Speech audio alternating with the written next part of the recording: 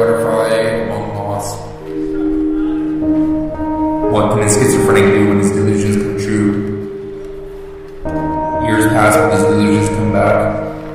One thing is true, I'll never leave you.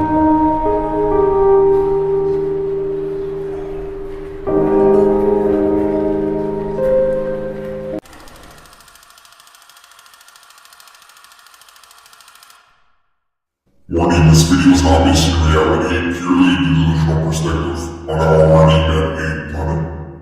Viewer discretion is advised.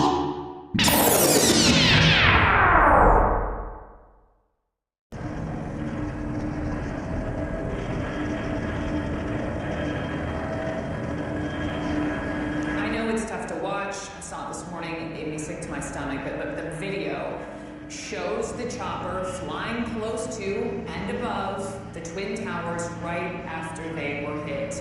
You can hardly see the towers at some points in the video simply because of all of that smoke. Benjamin, you should not be watching that. Go to bed and I'll see you in the morning. Okay, Mom, good night.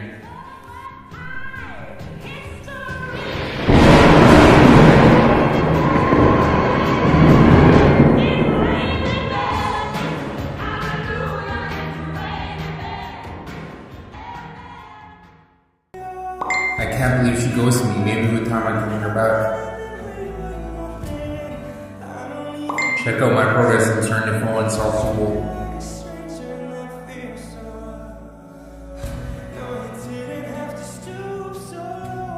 I started experimenting with cannabis while I worked out and I'm determined.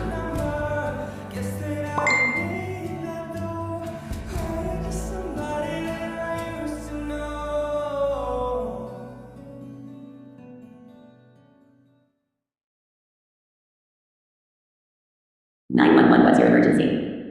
Hi, my son is acting strange and saying there is secret messages implanted in songs that he listens to on the radio. Can we get an ambulance to get him checked out at the hospital?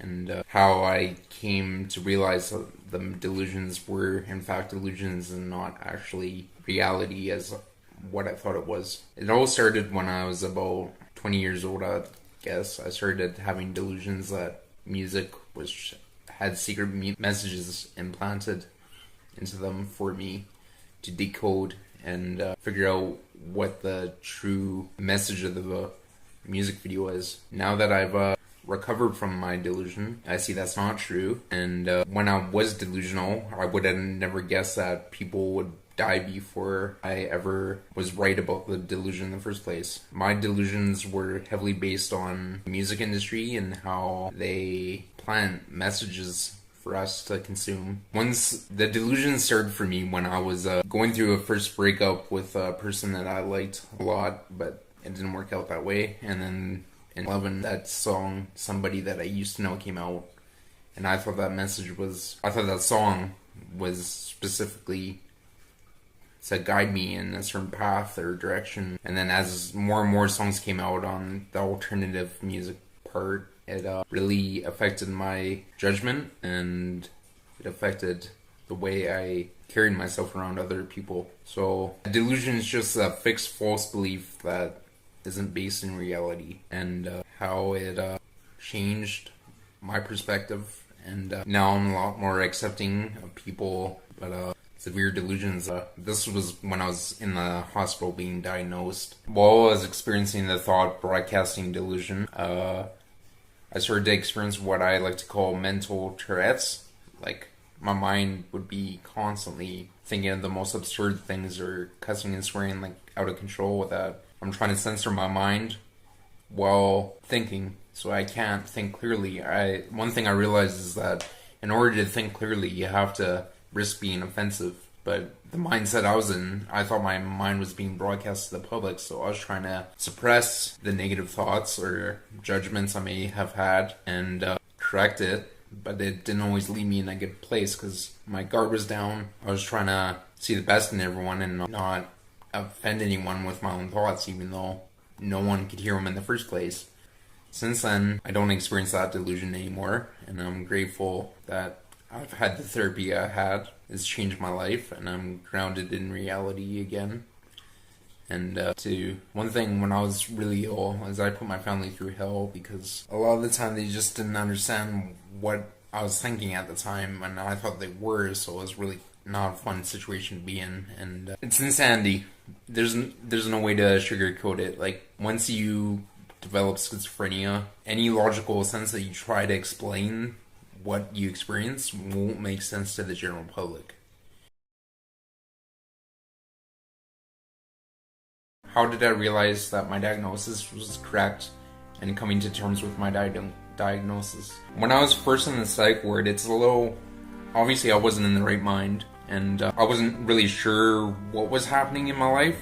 Like, I knew something wasn't right, and I had theories that obviously were way off, but when I was talking to a friend that I grew up with a long time ago, she mentioned a beautiful mind and it really put into perspective that maybe I do have this diagnosis, because for the longest time I was in denial about it. I didn't believe. I thought it was like to be honest with you, I thought it was a publicity stunt that I was in the psych ward. I didn't understand what was happening in my life. And but after the diagnosis, I watched A Beautiful Mind, and it put into perspective the experience I had and the experience of John Nash, and it really let me experience the video, the movie, as almost as if I was John Nash. Like, I could experience the symptoms that he was experiencing in the movie.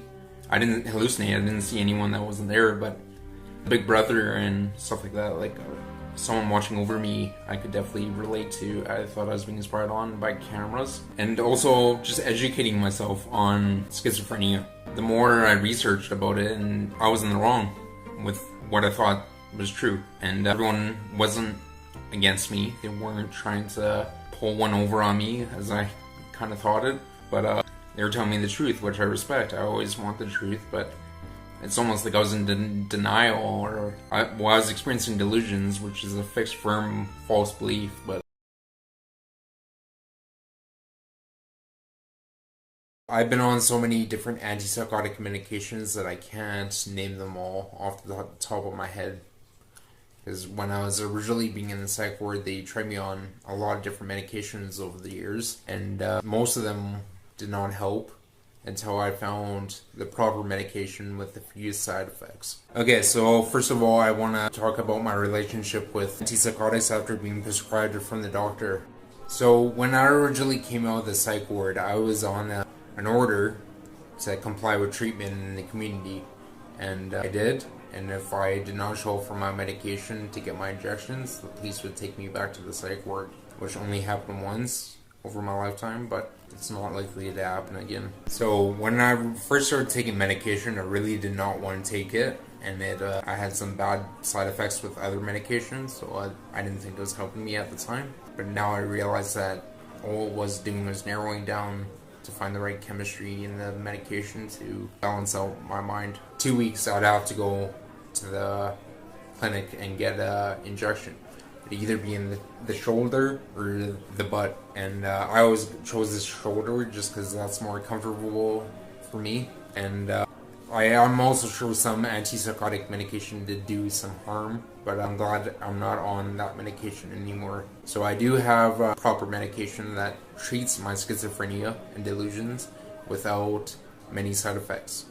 So I found the proper medication for me, and I'm glad that it is prescribed to me. When you're on antipsychotics, you want to be as honest as you can with the doctor about what's going on in your mental state. And if you have any physical side effects from the medication, like drooling or twitch in the cheek, as side effects I had. And you just want to find the one that you feel most happy in and most comfortable in the world. The doctor agrees that your mental state's improving on, and I just wanted to share my experience with the medication I've been given over the years, and I'm glad to have the one I have currently because it keeps me most happy and sane. Hey guys, and today I want to talk about how I lost 30 pounds over a couple years, and how I got from 180 to about 150. This picture was taken in the early 2010s. I used to use a bench press all the time, and when I got admitted to the psych ward, I lost all my muscle and it turned to fat, as you can see in this picture. Also, I was on antipsychotic medication, and I still am, and I managed to lose the weight. So firstly, I recommend downloading a step counter, because they're very handy to have, and it helped me keep track of my weight loss. Also, if you can afford it, a scale would be handy as well. There's plenty of free step counters that you can download for your phone right now, and it won't cost you anything. In 1 year, I managed to do 3 million steps and just over 1,000 miles in a year. You're going to have to eat less and move more. One trick that I found is if you drink a lot of pop, you can switch to Diet Pop or Coke Zero, and it doesn't make you gain weight. I made it a mission to lose weight, and in 1 day, I managed 60,000 steps in a single day. And I started seeing results, and that was my biggest motivation to keep going and keep losing weight. The lowest I got is about 141 pounds, and I'm a lot more comfortable at 150, so that's what I'm going to stay at. Anyway, guys, that's my 30-pound weight loss on antipsychotics, and wish you luck on your weight loss as well.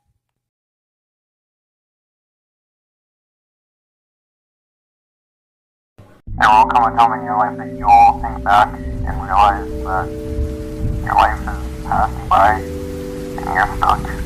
Every day seems to be the same day, repeated over and over. But I have good news for you. You can fight back, you can grow as a person, whether you believe it or not. Only hope you can't take yourself out of the grave.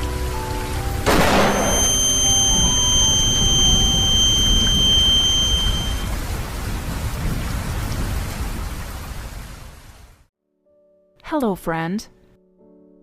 Let's face it, being online sucks all the time. So you gotta make real connections and with real friends. So I recommend joining a food bank or volunteer your time just to make yourself busy, and hopefully you meet people in the process. You can also use Facebook to join a group to join activities that you're interested in. The goal is to be at a place where people will be receptive to meeting new people. Even just being around people, even if you're not talking to them, can help a lot. Just even if you're feeling isolated, just go outside and enjoy the weather. There's so many things you can do with your time since you're on disability and you have a lot of free time, and you can spend all that time trying to meet new people and make connections. If none of that is an option, I'd recommend creating a strong bond with family members, because they're there for you, with you for life. As a disabled person, you know your job is to take care of your health and the symptoms that might come from your disability. I recommend saving up a couple paychecks and getting exercise equipment that works for you, that will benefit you with your condition and what you're capable of. But you don't need to spend money to look after your health. You can just go for long walks or whatever you're capable of, and eating healthy. One thing I did to lose weight was I made it a mission to just turn it into a game and see how many steps I could get in a day, and then eventually added up to 3 million steps in a year. Plus, if you look good, people are going to be more inclined to talk to you. If you eat healthy, you'll feel good, and you'll bring up positive attitude, and you'll just feel better, because if you eat crap, you're going to feel like crap.